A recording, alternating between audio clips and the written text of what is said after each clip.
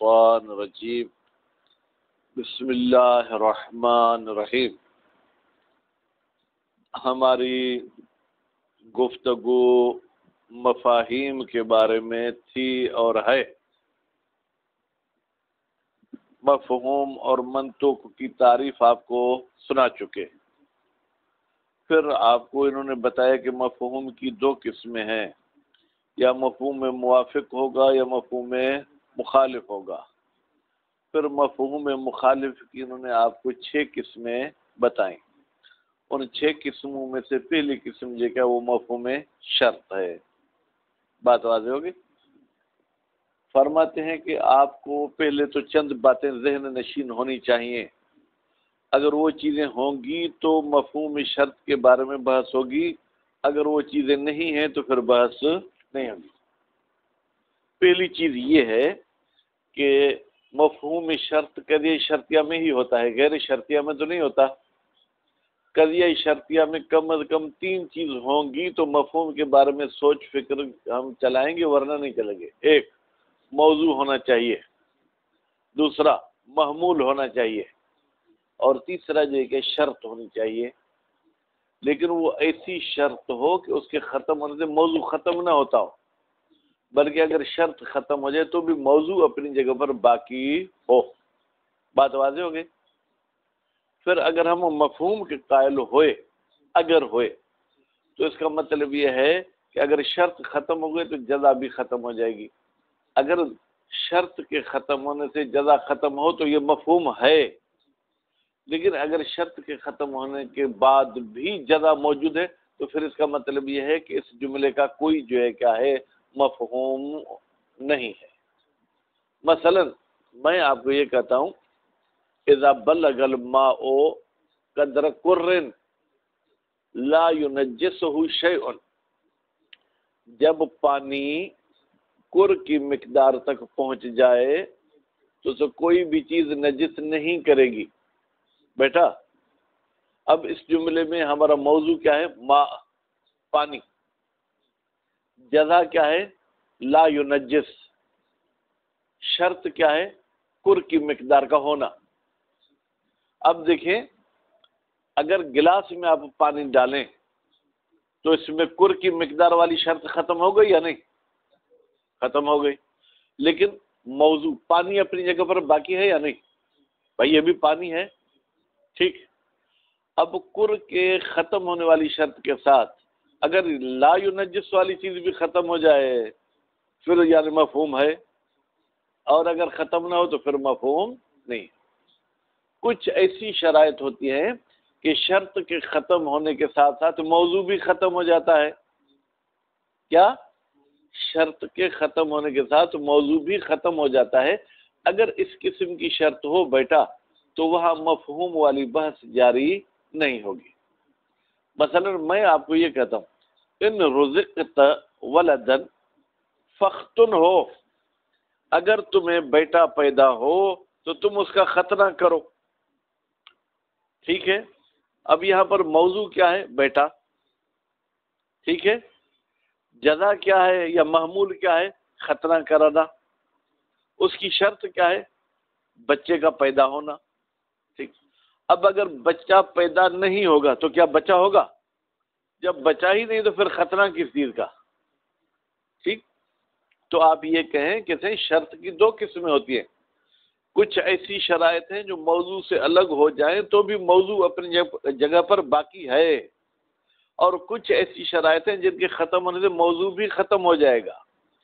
جب شرط کے ختم ہونے سے موضوع ختم ہو تو وہاں پر یہ مفہوم والی بحث جاری نہیں ہوگی، لیکن جہاں پر شرط کے ختم ہونے سے پھر بھی موضوع باقی رہے تو وہاں پر یہ بحث جاری ہوتی ہے۔ مفہوم شرط کے لیے کم از کم 3 چیزوں کا ہونا ضروری ہے۔ اگر یہ 3 چیزیں ہوں گی تو پھر مفہوم کا وجود اور جو ہے کیا ہے واقع ہونا ممکن ہے۔ اگر یہ 3 چیزیں نہیں ہیں تو پھر واقع نہیں ہوگا۔ سب سے پہلی چیز، شرط اور جزا کے درمیان ملازمہ ہونا چاہیے۔ ملازمے کا مطلب یہ ہے کہ ایک کے وجود سے دوسری آٹومیٹک وجود میں آ جائے۔ کیا؟ ایک کے وجود سے دوسری آٹومیٹک وجود میں آ جائے. فرض کریں بجلی بھی ہے، اپنا بلب بھی جلا ہوا نہیں ہے، ٹھیک ہے، جیسے ہی آپ جو ہے کہ بلب کا بٹن دبائیں گے تو اس کا لازمہ کیا روشنی ہوگی یا نہیں ہوگی؟ روشنی ہو جائے گی. ٹھیک، فرض کریں بجلی بھی ہے، پنکھا بھی صحیح ہے، تو جیسے ہی پنکھا چلائیں گے ہوا آنا آٹومیٹک شروع ہو جائے گی. ٹھیک ہے، تو شرط اور جزا کے درمیان کیا ہونا چاہیے؟ ملازمہ ہونا چاہیے، اتفاقی نہیں ہونا چاہیے. کبھی کبھی میں یہ کہتا ہوں جب بھی مشاہد آتے ہیں تو نسیم صاحب بھی آ جاتے ہیں، لیکن کیا یہ ملازمہ ہے کہ ہر جگہ ایسے ہو؟ نہیں، بہت سی ایسی جگہیں ہوتی ہیں جہاں پر مشاہد آتے ہیں لیکن نسیم صاحب نہیں آتے. تو وعلیکم السلام. اس حوالے سے آپ کو یہ بات ذہن میں رکھنی چاہیے کہ ہم یہ مفہوم والی بحث وہاں جاری کرتے ہیں جہاں پر جو ہے کیا ہے ان دونوں کے درمیان ملازمہ ہو.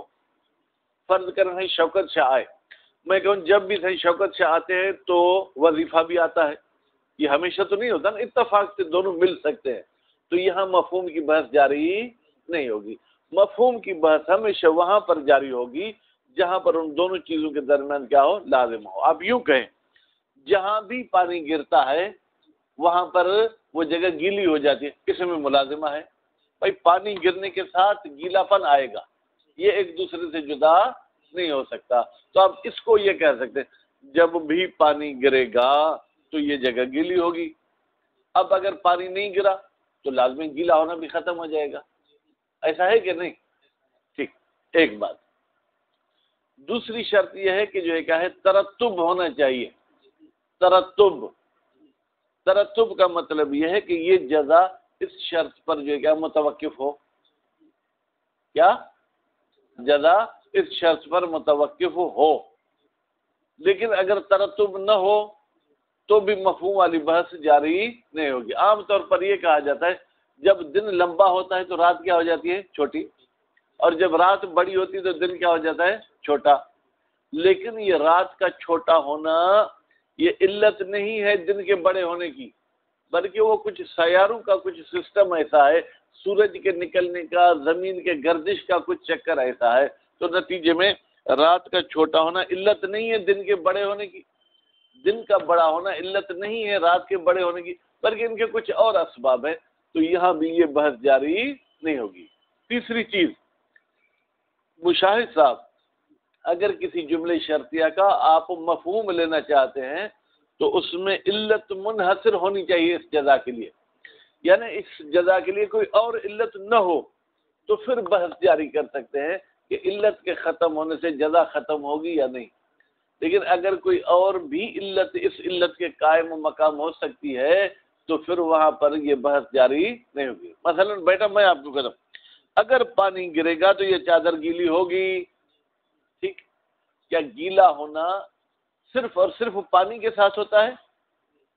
اگر بوتل گر جائے تو، دودھ گر جائے تو، لسی گر جائے تو. اب یہاں پر پانی اگر نہ گرے تو بھی گیلا ہونا ممکن ہے.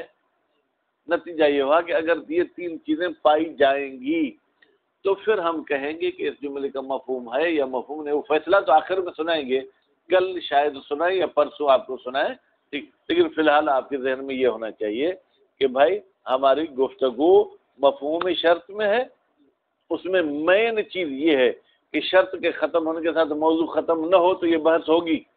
اگر شرط کے ختم ہونے کے ساتھ موضوع بھی ختم ہو جائے تو یہ بحث ہی جاری نہیں ہوگی. اب اگر شرط ختم ہو گئی اور موضوع باقی ہے تو پھر ان تین چیزوں کو مد نظر رکھا جائے گا. اگر یہ تینوں چیزیں ہیں تو پھر یہ مفہوم والی بحث جاری کر سکتے ہیں، اگر تینوں چیزیں نہیں ہیں تو پھر مفہوم والی بحث جاری نہیں کر سکتے. ایک لفظ کی وضاحت کرنا چاہتا ہوں، جہاں پر شرط کے ختم ہونے کے ساتھ موضوع بھی ختم ہو جائے اس شرط کو مقوم بھی کہتے ہیں. کیا کہتے ہیں؟ مقوم. مقوم یعنی کھڑے کرنے والی. مقوم کا بیٹا کیا ترجمہ ہے؟ یعنی یہ شرط ہوگی تو یہ موضوع بھی ہوگا، یعنی شرط کی وجہ سے موضوع وجود میں ہے. اگر شرط نہیں ہوگی تو موضوع بھی وجود میں نہیں آئے گا. بسم اللہ الرحمن الرحیم. بیٹا وقت کافی ہے اس لیے ہمیں تیز بھاگنے کی ضرورت نہیں ہے. مشاہد الاولو، مفاہیم میں سے بیٹا پہلا مفہوم. اگر کوئی شخص آپ سے کہے کہ الاولو کیا ہے، آپ کہیں گے الاولو مبتدا، مفہوم شرط اس کی خبر. وَعْلَمْ، تو جان لے. تو یہ تو کا ترجمہ میں نے کہاں سے نکالا جناب نسیم صاحب؟ یہ وَعْلَمْ میں کہاں تو رکھا ہوا ہے؟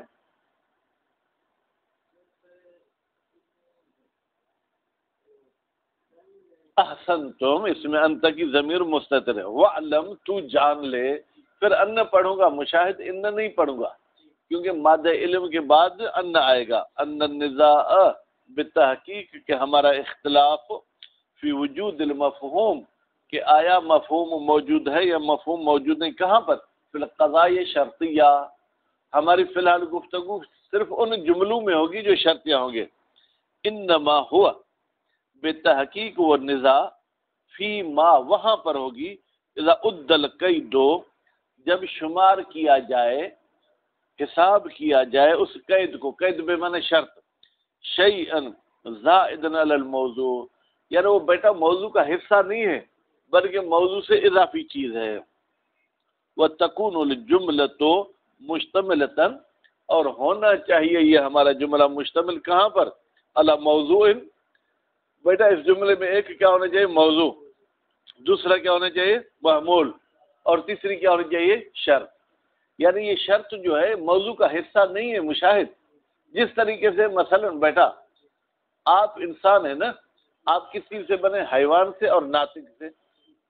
کپڑے آپ کے وجود کا حصہ نہیں ہیں، آپ کے ساتھ ہوتے ہیں، لیکن اگر نہ بھی ہوں، حمام میں جب آپ جا کے نہاتے ہیں تو بھی آپ انسان ہیں یا نہیں؟ حالانکہ کپڑے نہیں. لیکن اگر حیوانیت ختم ہو جائے پھر انسان رہیں گے؟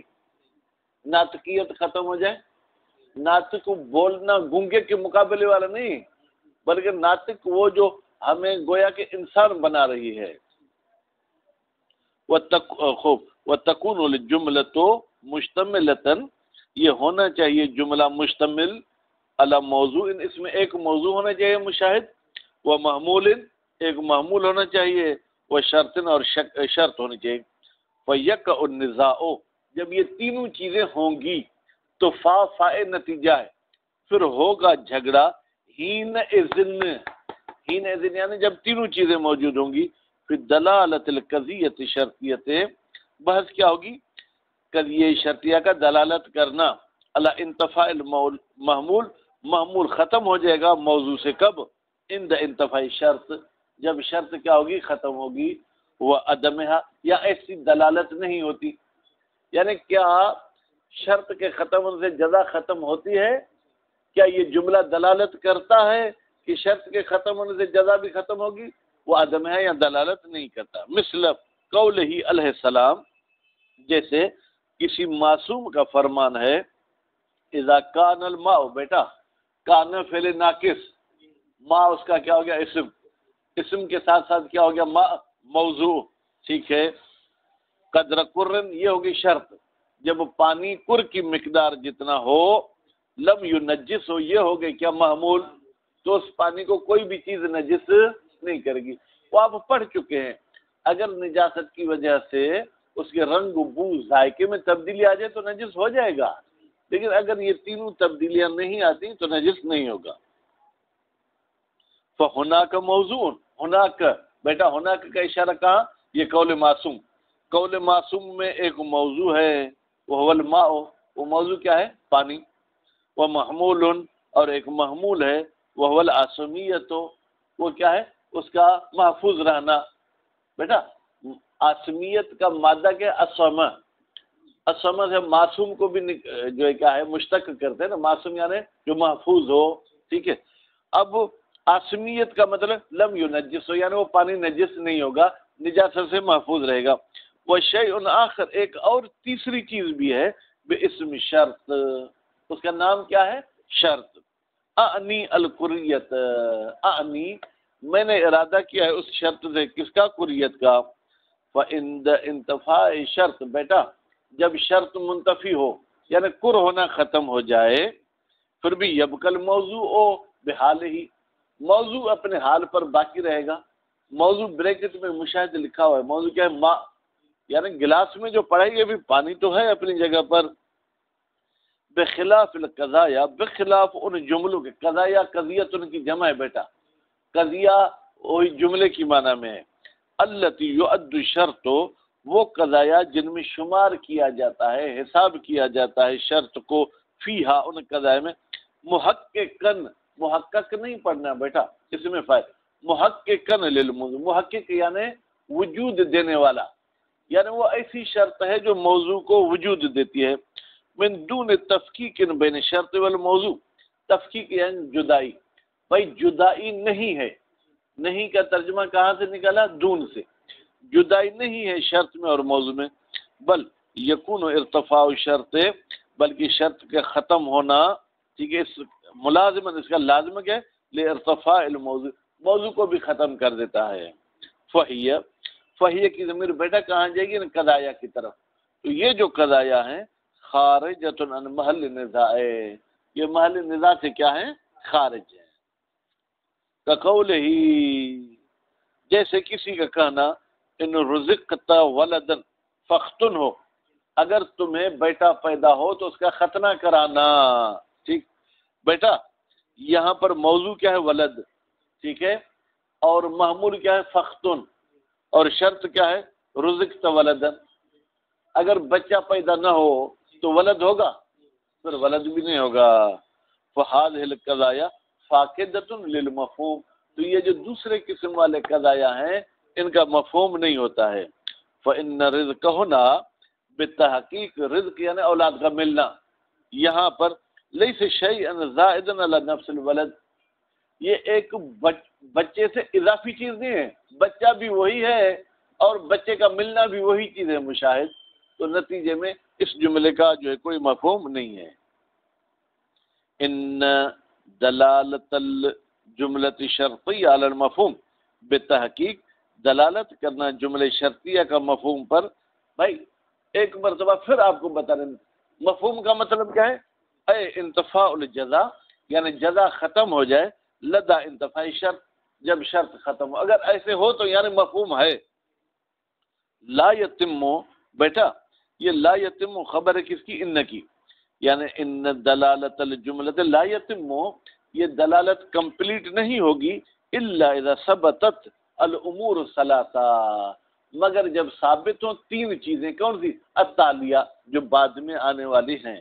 پہلی چیز وجود الملازمت بین الجزاء والشرط فی القضیہ، بیٹا اس قضیہ میں ملازمہ ہو. ملازمہ ہو کا مطلب کیا ہے؟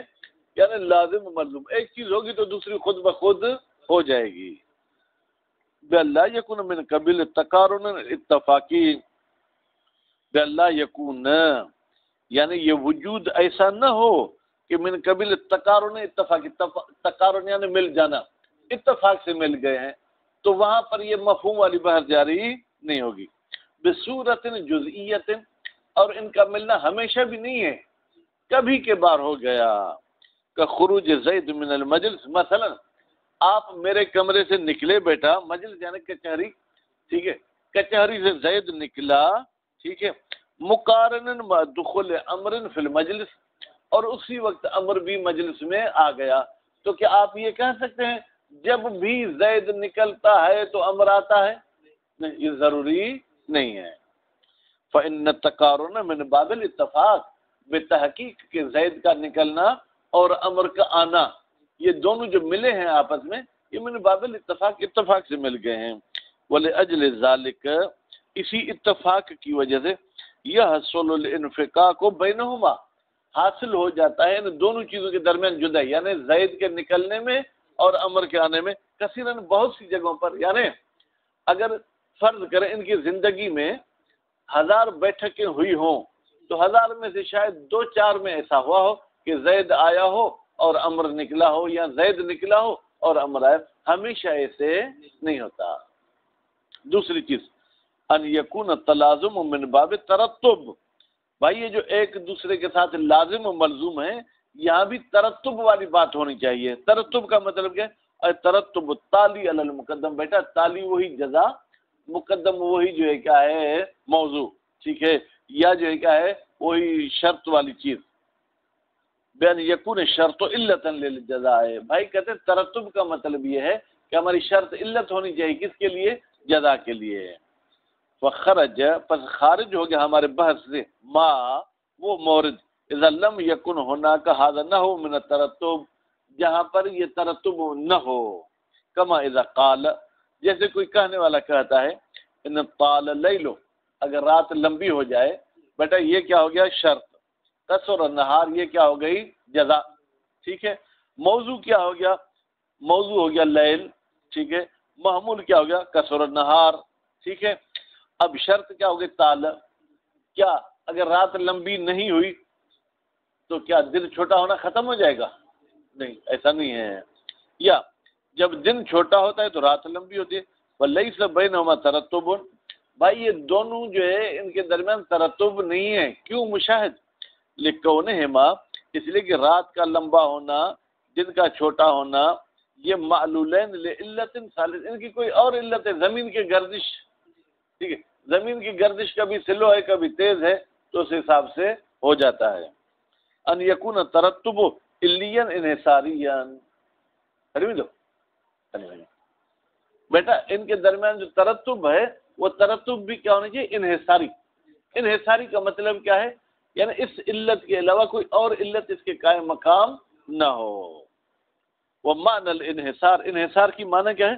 عدم وجود علت اخرى تقوم مقام شرط، کوئی اور علت نہ ہو جو ہماری شرط کے قائم مقام ہو. دیکھیں میں نے آپ کو مثال بھی دی، پانی کے گرنے سے یہ کپڑا گیلا ہوتا ہے، لیکن اگر پانی نہیں گرا بوتل کے گرنے سے بھی گیلا ہو جائے گا. بس پانی کی جگہ پر کون آ گئی؟ بوتل. بوتل کی جگہ پر کون آ گئی؟ لسی. لسی کی جگہ پہ کون آ گیا؟ پسینہ. ٹھیک ہے. تو یہاں پر شرط کے ختم ہونے سے جزا کے ختم ہونے والی بات جاری نہیں ہوگی. فالقائل بالمفہوم، بس وہ مولوی صاحب جو مفہوم کا قائل ہے، لا محیص لہ، اس کے لیے کوئی راستہ ہی نہیں ہے، الا من اثبات هذه الامور الثلاثه، مگر یہ کہ وہ پہلے ان تین چیزوں کو ثابت کرے. لیکن اگر مشاہد صاحب آپ کہتے ہیں میں مفہوم کا قائل نہیں ہوں، تو آپ کو کوئی دلیل دینے کی ضرورت ہے؟ کہتے نہیں. وَيَكْفِي لِلْقَائِلِ بِالْعَدَمِ، اور کافی ہے اس شخص کے لیے جو قائل عدم کا. عدم کس کا؟ مفہوم. یعنی جو کہتے ہیں مفہوم ہے ہی نہیں، من واحد منہا، وہ ان تین چیزوں میں سے کسی ایک کی منع کر دے. مشاہد کہے کہ یہاں علت ہی نہیں ہے، یا کہے علت انحصاری نہیں ہے، ٹھیک ہے، یا کہے کہ ان کے درمیان ملازمہ نہیں ہے، تو کافی ہے. پھر مفہوم کی آٹومیٹک کیا ہو جائے گی؟ نفی ہو جائے گی. ٹھیک ہے. پھر اگر جملہ شرطیہ سے آپ مفہوم لینا چاہتے ہیں تو اس کے جو ہے کیا ہے وجوہ نیچے والی تین ہو سکتی ہیں جو انشاءاللہ کل پڑھیں گے. صلی اللہ علیہ محمد و آلہ.